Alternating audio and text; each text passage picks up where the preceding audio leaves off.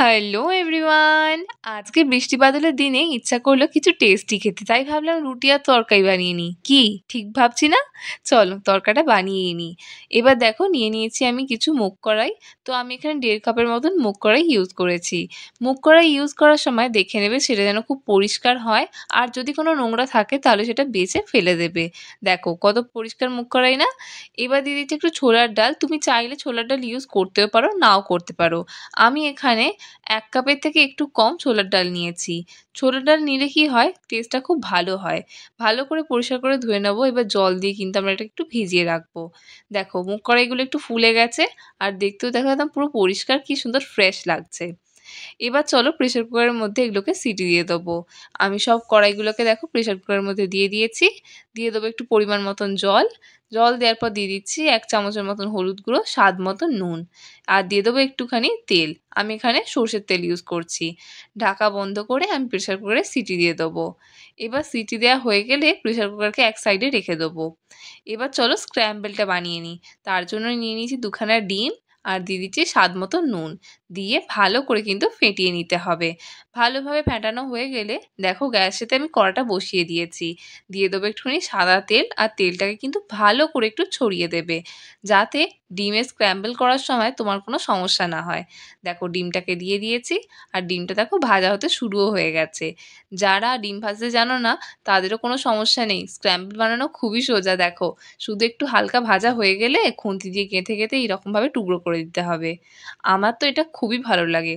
যখন আমি প্রথম রান্না শিখতাম না আমি শুধু এই রান্নাটাই করতাম। কারণ ভীষণ সোজা।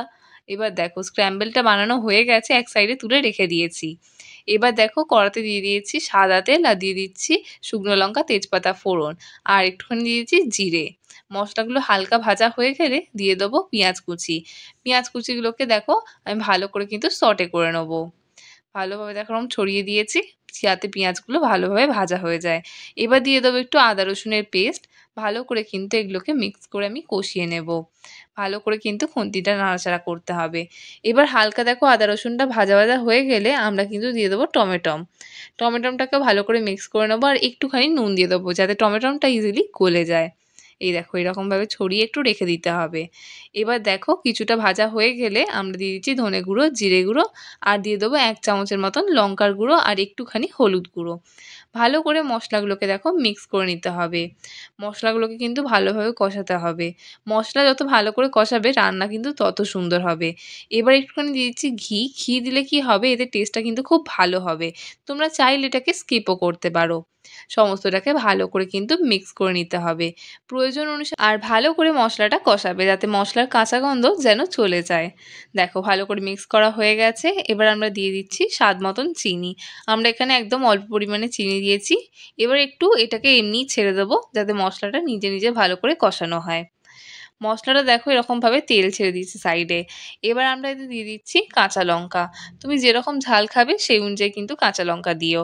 আর কাঁচা লঙ্কাগুলো কিন্তু অবশ্যই এরকম টুকরো করে দেবে। মশলা কষানো হয়ে গেছে এবার কড়াইগুলো কিন্তু আমরা দিয়ে দিচ্ছি। দিয়ে সমস্তটাকে কিন্তু ভালো করে মিক্স করে দিতে হবে।